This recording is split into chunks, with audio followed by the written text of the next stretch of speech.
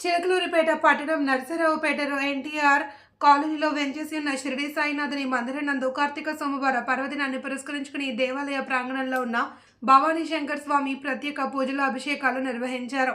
మహాన్యాసపూర్వక రుద్రాభిషేకాలు పంచహారతులు సమర్పించారు.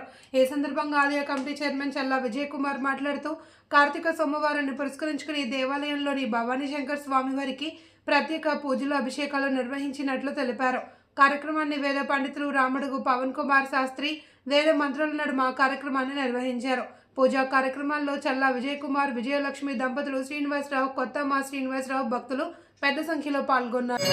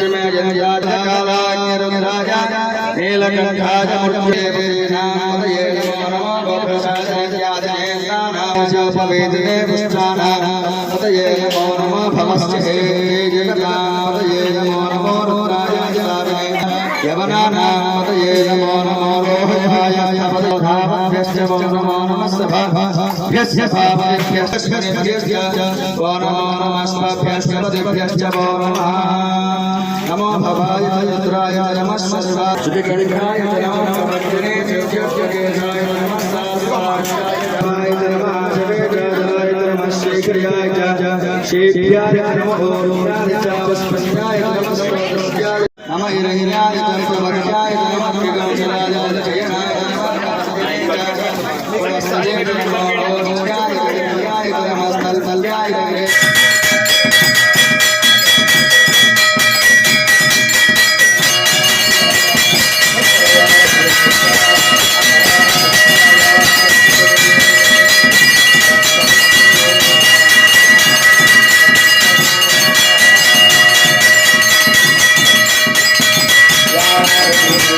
శంకరాయ నమః.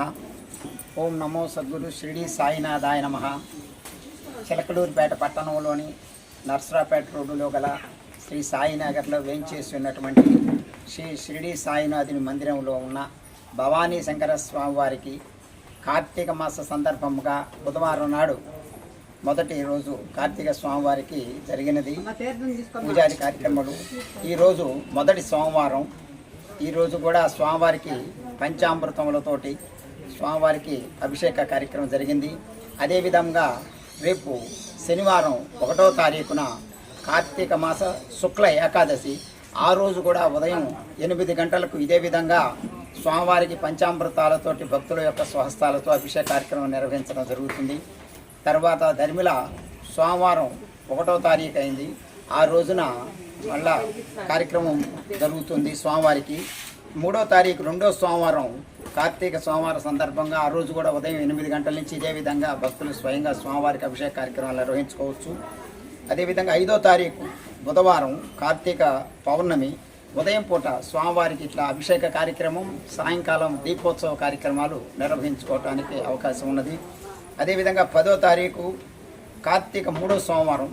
అదేవిధంగా స్వామివారికి కార్తీక 3వ సోమవారం సందర్భంగా అభిషేక పంచామృతాలతో అభిషేక కార్యక్రమం జరుగుతుంది. అదేవిధంగా 15, 11, 25 శనివారం వచ్చింది. మళ్ళా అది బహుళ ఏకాదశి, స్వామివారికి కార్తీక మాసంలో వచ్చేటువంటి 2వ ఏకాదశి. దాని సందర్భంగా కూడా స్వామివారికి అభిషేక కార్యక్రమాలు నిర్వహించడం జరుగుతుంది. 17, 11, 25న కార్తీక మాసంలో వచ్చేటువంటి 4వ సోమవారం, చిట్ట చివరి సోమవారం. ఆ రోజు కూడా స్వామివారికి పంచామృతాలతోటి మహన్యాసపూర్వక రుద్రాభిషేకం జరుగుతుంది. భక్తులు స్వయంగా వారు పాల్గొని స్వామివారి యొక్క కార్యక్రమం నిర్వహించుకోవచ్చు. 18, 11, 25న కార్తీక మాసంలో మంగళవారం పూజ అంటారు, దాన్నే మాస శివరాత్రి. ఆ రోజున స్వామివారికి అన్నాభిషేక కార్యక్రమం జరుగుతుంది. 5 మానికల అన్నంతో స్వామివారికి అభిషేక కార్యక్రమం చేసుకోవచ్చు భక్తులు స్వయంగా. కాబట్టి ఈ యొక్క సదవకాశాన్ని వినియోగించుకోవాల్సిందిగా కోరుచు. 20, 11, 25 గురువారం అమావాస్య చివరి రోజు స్వామివారికి మిగతా కార్యక్రమాలతో పాటుగా ఈ రోజు కూడా అభిషేక కార్యక్రమం స్వామివారికి జరుగుతుంది.